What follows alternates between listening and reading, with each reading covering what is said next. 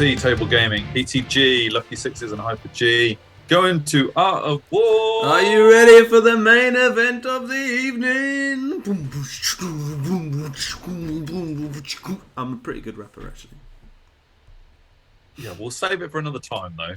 Yeah, for you to demonstrate how good you are. When my music video comes out. Yeah. Yeah. Yeah, man. Feeling the love, yeah? Okay. Yeah, Art of War.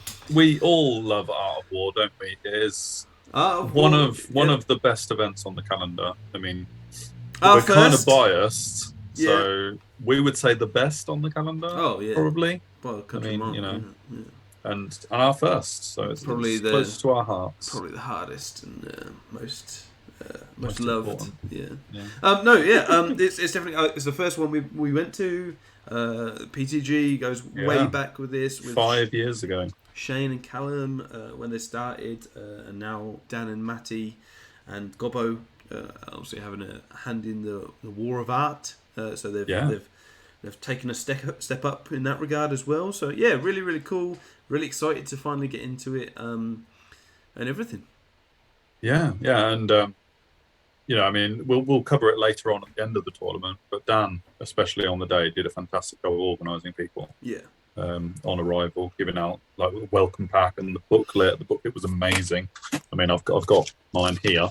Yes. It's superb. It really is. So well done, Heretic Games, as well, for creating that alongside Dan. Cheers, Will. And everyone that were involved in that. It was just superb. And looking forward to bringing you these battle reports, folks. Yeah, it was. Yeah, we've sort of we've only just really done tech. We did a few practice games in between. Obviously, you've seen our Patreon as well that we've announced massive. And opened alongside the 1K subscribers, which is a big deal for us. I mean, I know there's YouTube channels out there with millions, obviously, but 1,000 for us has been the goal since we started. Man. Well, obviously, when we started, we didn't even think we'd get 10, let alone 1,000. But yeah, for sure. And as I say, I'll link it at the end of this if you want to have a look at the video that we did Friday. It went out on the Patreon, on the 1K, on the channel update as well, where we're going and everything. We want some feedback from you guys on that as well. What do you want to watch in the future? Is there anything new you want? All that stuff. But I mean, just to summarise the Patreon, it's only. We're not going to push it on you. We're not going to force it on you. It's not going to be everything's going to be secret or nothing. It's just if you like us and want to support us in that sort of way, we would very much appreciate it and would hopefully, as we said in the video, sort of push us on. It all goes back into the channel. Yeah. So everything that you see is as a result. Yeah, we'll get better cameras so you get my good side, and everything like that. So which side's that? I don't have a bad side, so. Oh, good answer. Good reply. Anyway, we should get into this battle report. Otherwise, we'll be talking all day about Patreon again. And that was what last week was for. Yeah, so we'll go check that out. If you want to support us in that way, thank you so much.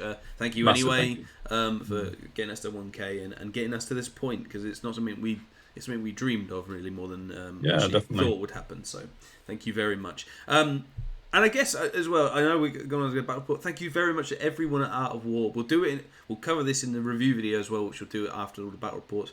But everyone coming up to us and sort of saying players as well, saying they've seen the channel, or Chris Crawford, for example, saying that you've been with us since the start and stuff like that. And it really we can't say it enough. It really does mean a lot to us when that. And it's Ben Crouch came over to us, didn't he? And we hadn't met Ben before, and he just came up and said how much he loved the channel. Literally, that was his opening line, and that really makes it worthwhile. Yeah, and when we hear back from you guys. So. Yeah, for sure, and we super appreciate your support, and are glad we can just make content that is liked by people. So that alone is great, but the fact that you guys come up to us and sort of chat to us about it is insane as well to us. So really thank you very, very much. But yeah, enough of the soppiness, right?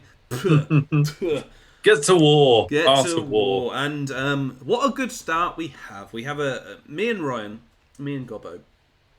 We have never played. We played the mega battle. The mega battle, which you kind of faced off by default, but not really. We've known each other for 5 years now, and we have never had a battle. So we decided to take this opportunity in a place that we both are to grudge and to get that out of the way. And it just so happened we decided to take the same army as well. So it was a KOE off. for our first game. And Ryan's even crazier in his. Well, no, I'll save that comment for when we get to Ryan's list. Yeah, actually, save that. You've seen my list in future things. I hope you like the new Art of War page. Jazzy. Killy Lord. Still haven't had any not finalised the name yet, have you? Things. I think I'll be doing because we were actually recording this a week before. So he will get named at probably next time. Yeah, I do like Survivor. I think that's quite a good one, and we'll see if he does. That'd be quite well, that's it. He can't be called that if he loses his life 5 times. Yeah, or maybe it's an ironic name. Yes. Anyway, Equitaine Pegasus Lord, who's basically, because of Alchemist Alloy, just a better Peg Knight. You've seen Damsel, Divination, Heirloom for extra spell, Sacred Chalice, MR1, and get a Val token if you target them. It actually was a decent deterrent. Sure, just say that. Okay. Folk Hero General, because he's leadership 8 over 7. Lightning Van Braces for handling, and Quinn for adept on witchcraft. So, biggest challenge for this list is whether or not leadership 8 on the whole is going to affect anything. I do have Banner of Discipline on the Feudal Knights, for example, to try and offset that somewhat. The Lord is fearless, the Penitent are fearless, and the Pegasus Knights, because the other Lord's in there, is going to be leadership 9 rerollable. So to a certain extent, there are things that aren't really going to matter, but the Yeomen, the Auto Sergeants, and the Feudal Knights will still be leadership 8 rerolls and panic sort of thing. So will that factor? That's going to be a big factor. The other one, Lightning Van Braces, everyone's taking it. Is it worth it? Hand of Heaven, I think so already. But there is a thing. And the Lord, obviously super killy, but if he gets charged, he's dead. It is as simple as that. He's just especially by Wild Horns. Yeah, right. But so, can I use him well enough to not get charged? Is basically the thing. It's a different kind of challenge on someone who is so killy, but can't be charged or he dies. It's strange. He's a snowflake. He's got no. He's like Amir Khan. He's got no chin. You really want Amir Khan to show up at your door now. Well, please say he secretly loves the Night Days and watches these reports. If he does, I'll just get Kilbrook to knock him out again, Don't worry about it. Blimey, you are really making your bed, mate. I don't know you. Anyway, so a few things to look at. I feel confident going into it with this and in this matchup as well. Yeah, so the little comment I was going to say about Gobbo, his insanity, is the fact that you might think, Gobbo, he owns the Squiglonians, their kingdom of Equitaine. He's got an awesomely painted army. About 4 weeks, I think it was, before Art of War, Gobbo decided to sell his Squiglonians to fellow ninja Warren Brewster. That was because he was working on a different KOE army, which is this KOE army. And such is the love of paint that man has that he managed to bash out an entire KOE army. And not only that, right, this guy thought, I'll do a new army in 4 weeks. I'm probably going to pick all the infantry. Yeah, so it's not just that makes it really hard. And loads of models, yeah. But yeah, so there's 120 models just in those 4 units of infantry. Yeah, so despite picking a cavalry elite army, he went for only 16 knights from the corps in the Order Sergeants. The rest are on foot. So he's got 2 masters, one with a crystal ball, one with crown of autocracy, so a bigger range. So leadership 9. 15-inch range, which is pretty good. He's got Folk Hero BSB, just in the one of the men at arm units. 2 big lowborn archer units for so many accurate shots. Strength 3 accurate, yeah. 2 big men at arm units with auto minister, so they're going to wound, a fearless, and all this stuff. And 2 units of hooded men. They're the Merry Men, aren't they? Which are the Merry Men, which are unstable scouters, skirmishers. Yeah. They're a very interesting unit, actually. The 2 reliquaries go in the Men at Arms to make them even bigger. and he's got a trebuchet or a flebochet. Yeah, I mean that model, I fell in love with it the minute I saw it, and I've already told Gobbo that if he gets hold of another model like that, it will be going in my Orc army. Yeah, that's it. Even if he wants to own it himself, it's by rights mine. Gobbo, you know this. You agreed to it. Contracted. You didn't nod. You didn't say yes, but you did agree to it. Anyway, first round was interestingly rolled on the day. Yes. So Dawn Assault and Breakthrough, which is cool. Interesting as well, Dawn Assault and Breakthrough, because it's a combo where the Breakthrough is even less to get into, because obviously it's not the corner areas, so that'd be interesting. And this is how it looked. A very pretty battlefield, isn't it? And it's beautiful board. We were on table 1 on the live stream. Some of you may have watched it was live streamed, wasn't it? Yeah. Thanks. Minus the commentary, because we were both playing in the tournament, obviously. We can't do it all, I'm afraid. But no, we did think about hiring, just asking 2 people on the industrial estate to come in and just commentate for us. But we didn't want to be outshone, so we decided exactly. Against that. It was a risky one, that. So yeah. But yeah, so on Table 1 live stream, thanks to anybody watching this that watched that, and if you did, put it in the comments, let us know, and whether it was any good as well. That'll be very interesting. As we said in the video, want to improve, so that's cool. He dropped for first, and this is actually because we were so excited to play, starting into his turn 1. So he puts his 2 knights over that side, basically making a play for the breakthrough, which is interesting, and setting up with his Flebochet and 2 archer units behind, his 2 men-at-arms with reliquary a bit more forward, and his 2, basically pairing up everything, right? And his 2 bless you. Sorry, that might have been really loud at the microphone. Well, carry on. Flebochet, there you go. Headphone users beware. Yeah. And then the 2 unstable scouters ended up going on that side after I put my units down to basically protect against the pegs. So in response, I put my penitent over that side, hoping to go through that little gap on the left between the impassable and the board edge. My light lance guy is just there so that he can't come up too quickly. My trebuchet on the corner of the hill so that it can see everything. My lord on the back of the hill so it can see everything if they move up. Don't want to get too close because I am 30.1 away from his archers, which means they have to move, which means they don't get accurate, which would limit hopefully their ability. That's why I'm so deep back, really. The general and the great weapon order sergeants in the middle behind the hill so that nothing can see them. I don't intend on charging them turn 1 ever, so that's fine for me. And the generals within 12 inches as well for buffing up all the auto sergeants, so that's the main thing. Feudal Knights on the hill again, just covering lots of angles and stuff there, because he can't charge forward very, very aggressively on the left side. On the right side, sorry. But if he does, I've got the pegs behind the thing to come out ready to scare him wherever he goes. Yeah. The Yeoman started next to the trebuchet on the left side of that, and then I put one down and then he dropped. But then because then they were the only thing within range, I decided to put them back. You did the old Felix Newman, eh? Did the old Felix Newman from game 1 ever. So at Art of War. But well, that's round 1 exactly. So yeah, 5 years later, you learn. I'm not. Yeah, it took me 5 years to learn one move. Yeah. I don't think there's much role for them in this game, but we'll see. We'll see. Sure.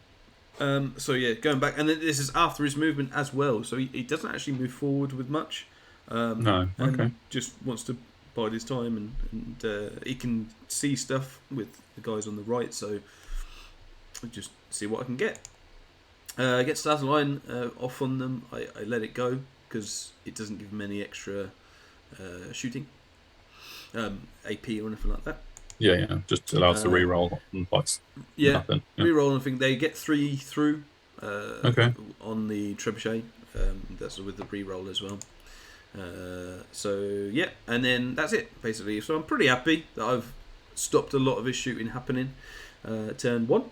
and I move forward fairly aggressively as well, especially on the right hand side, because there's only so much, and I know this being a high elf archer, even with good aim and stuff, there's only so much strength 3 does against res 4 with armor, and I'm banking on that experience or hunch, should we say, on the right side, because they've got 15, 50, they've got 60 bows coming at them.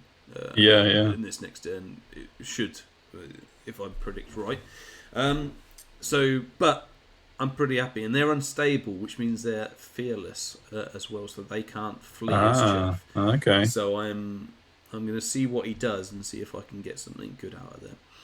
My yearmen come up a little bit. That hill is so useful to you, by the way. It's really, really useful. I picked, I think, I can't remember. But you made the first. You said you dropped your yeoman first. Yeah, but maybe he did, then I did, then he did. I don't know. But I think I remember picking the hill, if I'm honest.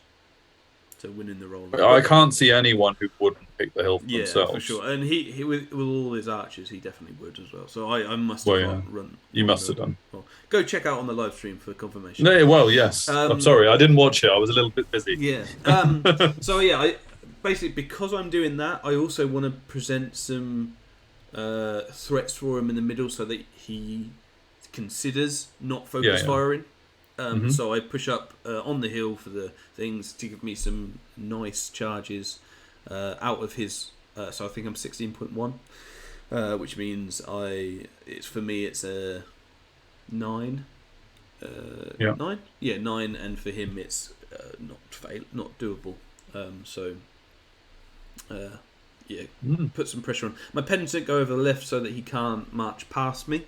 They can suck up a charge from some Ordos, can't they? And if I'm honest, I'm pretty happy with that matchup, and that's what they're doing. His Ordos are light lances, but I mean, your great weapons back at him, aren't you? So I'm great weapon, and I'm res 4, and I'm 2 wounds each. Yeah. I mean, even if every single one does a wound, I still have 4 great weapons back at him. Yeah, and every single one. It won't won't be every single one. Yeah. So, and my horse is a strength 5. Nice.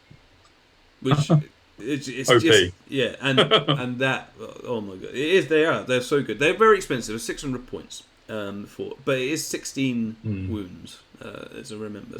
I'm a big fan of this unit, if I'm honest, and if I can get both those units on the left and save their points, that's a big swing. So I'm pretty happy there. Zone in with the Lord, doesn't need to do anything too much. There's not really many targets for him this game. No. Because there's no multiple wound stuff. Sure. So if he goes go get the Flebushay. Well, yeah, if he goes into anything, he will just get stuck there. So he needs to combo charge in order to just buff whoever's going in. So but I'm really happy with the feudals versus men at arms because they have no static combat res because they're 8 wide. Okay.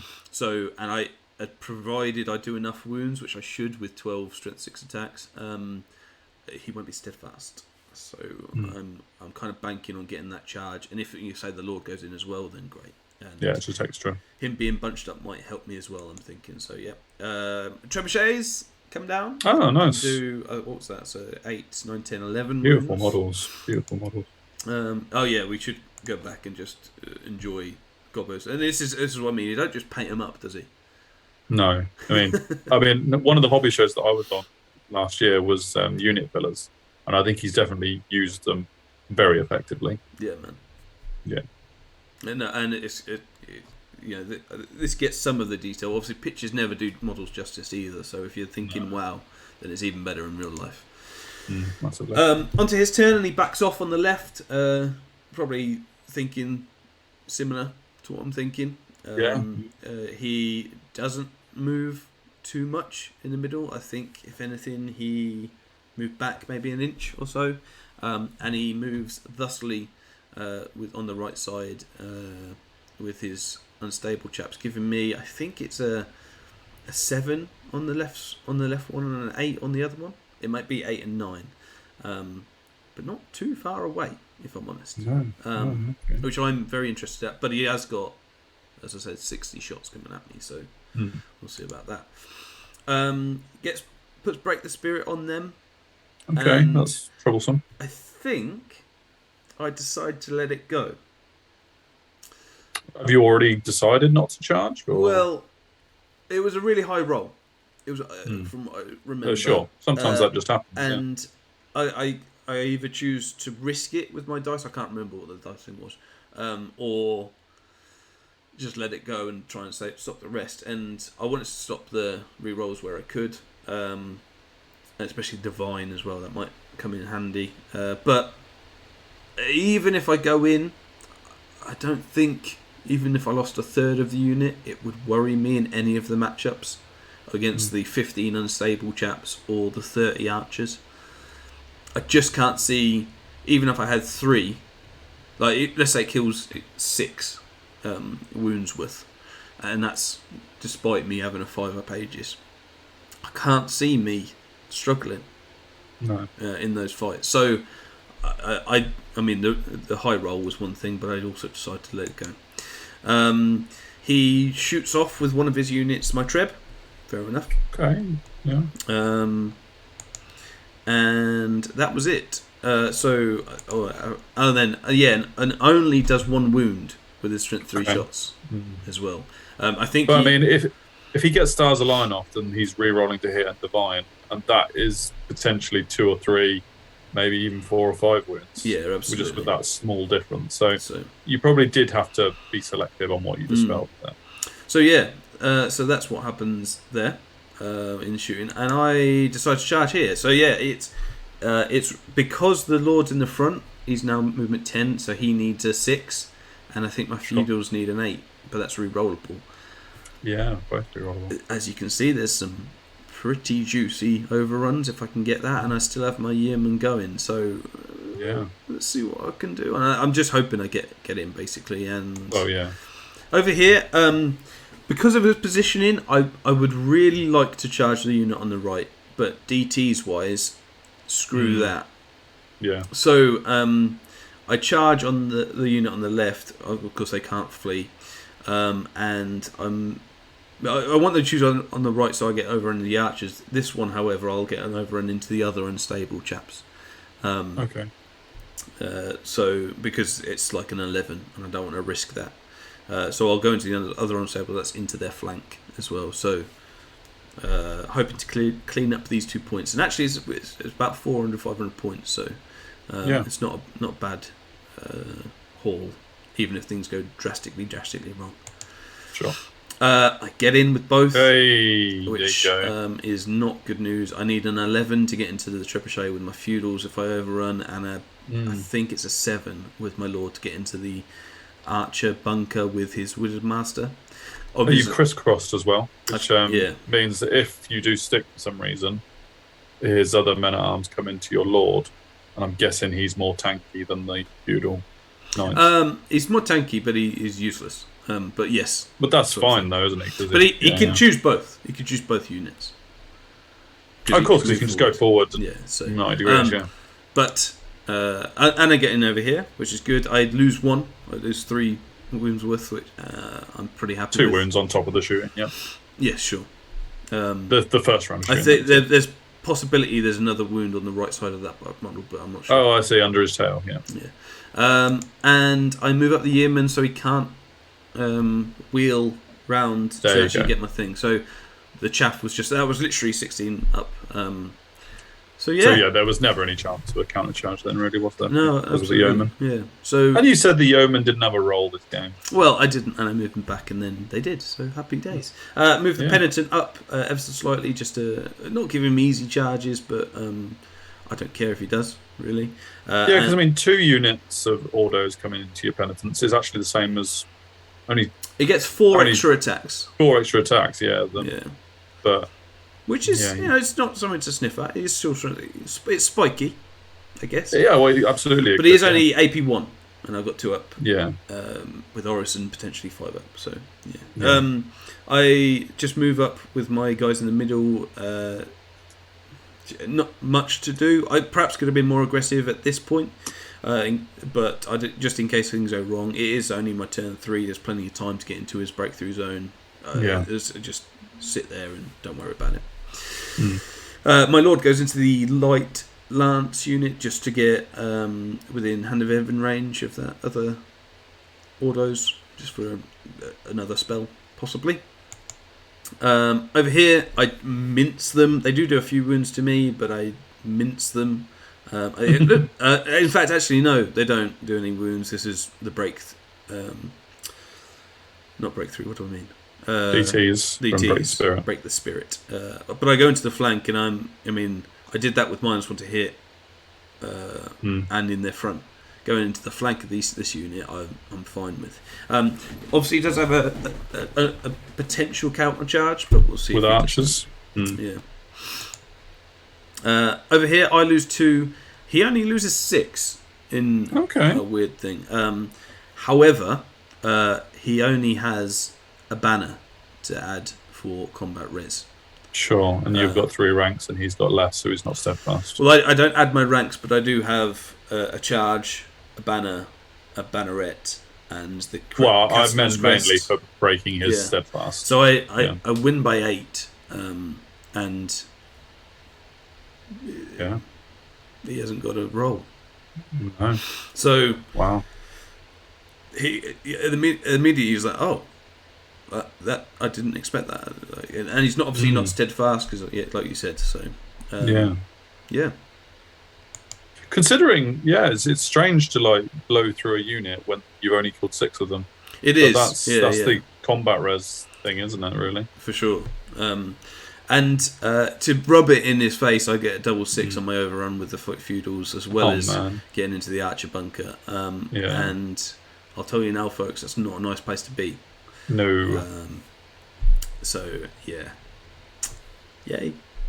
Poor Gobbo. He charges the Yeoman, and he takes it on. May as well now. May as well. He got a charge, a flank, a big flank, and a banner. So hoping to get some combat res and maybe a fluff. Takes them both on. Let's see what they got. Yeah. The issue for him is what else is he going to do with them? He could keep backing up, but at some point he'll run out of things. He'll run out of table, and you'll then charge. I mean, if I charge him, it's a no-brainer. But if he charges me, at least he's got the extra AP. So that's what he does. And it is. It could go either way, really. But it means that every single unit is in, which means loads of Orison tokens for him, by the way. Yeah, of course. So here you go. He gets Totemic Summon off. Previously, I'm just stopping Totemic Summon. Now it's not so important, so I let it off. No, you can lose 1 trip from the backfield, can't you? Yeah, so, and... Breath Weapon does a wound. Breath Weapon does wound. This is after combat. Oh, man.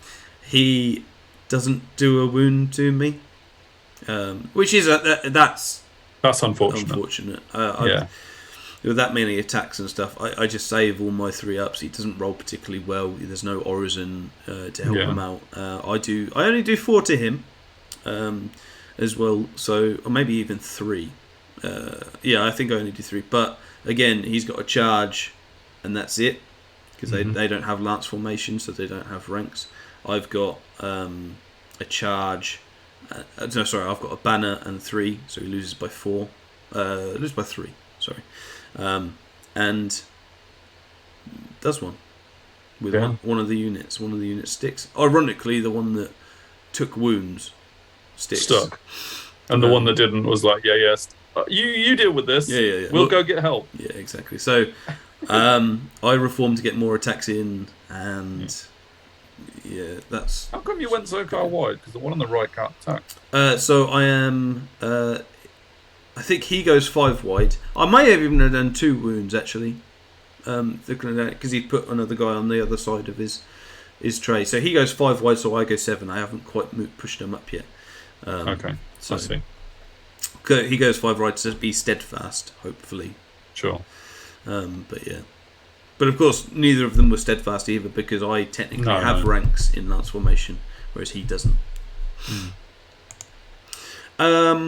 He chews through the Yeoman, I chew through the Trebuchet. We both reform to face inwards, but of course it's my turn next. I mean, the archers didn't bring out their armor-piercing daggers on the Pegasus? The archers didn't. They were steadfast though, and I just put everything I could into the unstable chaps. I think he does a few wounds to my champion. But sure. I mean, split balls. Yeah. The unstable guys crumble. I turn to face, go 4 wide to get all my pegs in as well, and again, it's I should be okay there. And you've got help coming as well. Not that they need it, but you can I've got options now. Although saying that, I decide to charge into the men-at-arms alone. I don't like it as a thing because they've got the BSB in there as well. It's not my favourite thing. However, it does protect my general. Oh, sorry, not general. Survivor. If that shall be his name. Well, we'll see. So I'm obviously will take quite a lot of wounds. I've got all my attacks though, because that fifth rank doesn't attack anyway. So I should do a lot to him. I should stick on this turn, which holds him up for a turn, and then perhaps I've got support coming later on. Yeah, absolutely. Based on what's just happened on the left side as well, I push up really aggressively with both units. And get away from the totemic as well. Away from the totemic and looking to pounce on that unit on the left and get into the breakthrough zone just to make sure. I've obviously already got 1 score in as opposed to none. I shouldn't lose it, but I want to make sure I win it at this point. Get Deceptive Glamour off them just to give them an extra march. Why not? Yeah. And obviously it helps me in the combat because they go down to defensive 3 now, so I'll be hitting on 3s, potentially 2s with things.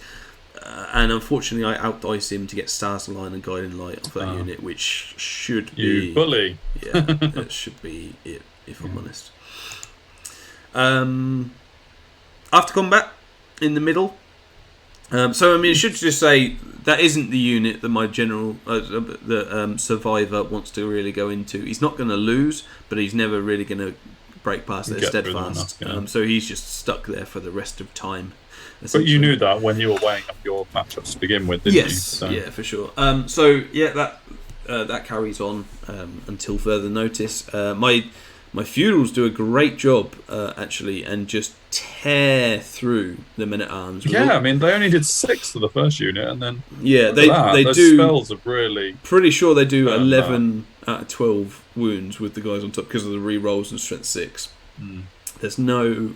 Even with the 5 upset, he just fails all his awards as well, and it actually doesn't have too many attacks at me. In the end, does do 4 wounds, to be fair, which is good, but just the combat res alone just means he flees. He does get away as well, so that's a thing, but it's only a temporary thing, really. Yeah, I mean, you've got 1 turn left or 2 turns left to get into the zone. Yes, this is my turn 4, I think.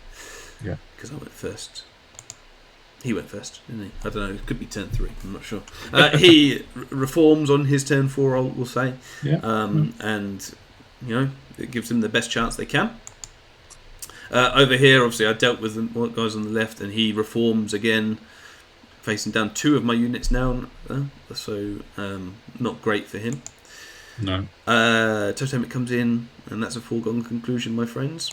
Definitely. Gets another totem off. I let this one off, and... yeah, fair play. Because he's obviously still got both his masters in the archer units as well. So there's that. See if he can be any use. Only did it on the smaller one, so he can't chaff me. But just want to breathe on them. My pegs finally work their way through the archers, and they fail their test. It might have been steadfast. I'm not sure, but they haven't taken any wounds, and they keep munching away with a decent amount of attacks. So, let them run off the board, turn to face this, and just to compound compound the misery. I charge with a penitent, and he decides to flee to get out of the way, but unfortunately stays within charge range of my light lances, who charge as well, and they're off the board and leaves me free to get into the zone. Obviously, I need to go round, but I've got 2 more turns after this to do it. I was going to say, if that had been a turn 5 and then or turn 6 charge and you failed to charge and dribbled not into the zone, then that'd been important. Of course, I do take this on with both as well, and that's not looking good for Gobbo. And I put the great weapons in to here, and we shake hands and have had a very fun game. But it hasn't gone well for Mr. Gobbo, I'm afraid. No, I mean, looking at it, I don't think his cloud of strength 3 bow shots is probably not ideal to go up against armoured knights, is it? No. So for his sure, list is not really built to deal with yours. For sure in this matchup, and mine is designed to deal with lots of infantry. So for sure in this matchup, it was a green for me. You getting the hill is a massive plus on top of that. I mean, and the hill had that and the 2 impassables, which meant I could really easily come around the side and stop him coming to me around the flanks. Yeah, and even breakthrough as well. His army really isn't going to be pushing into enemy armies. No. Unless his autos can somehow get round an opposition. Sure. And my penitent are perfect against them. So well, exactly. Yes, I think he was probably up against it in this one. Not that I'm lessening your victory. No, I completely agree, and that's what we spoke about to him. I said, although we did say that obviously, from his point of view, his men at arms needed to be in bus rather than brick. Sure. Yeah. I mean, even 7 wide would have been better than 8 wide. In that unfortunately, that meant he didn't have static combat res and even steadfast in the end. In a lot of places, which really cost him in the end because he could have ground me out. He could, and I wouldn't have been as eager to get into combat if that was the case. Also, perhaps getting a bit closer with his archers so that it was a bigger, harder for me to get out of his threat range.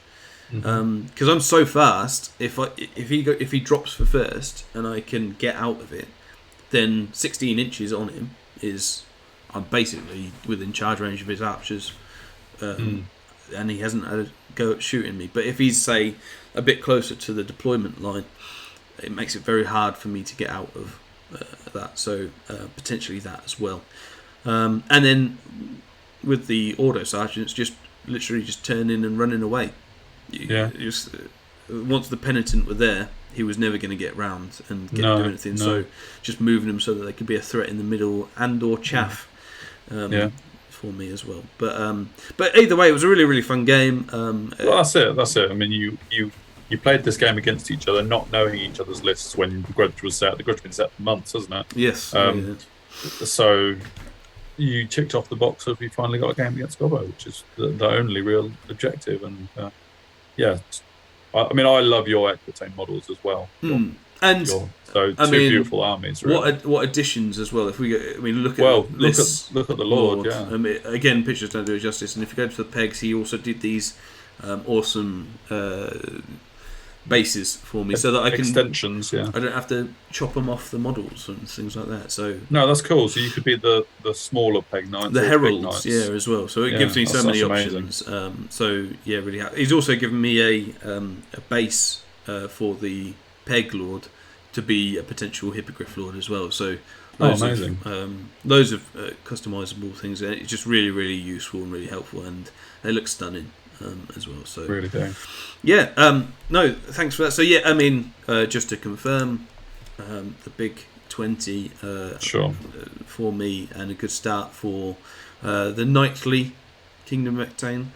So one treb went down early, the other one did a bit, but not much. One treb, I think, in my first turn, couldn't shoot for the rest of the game.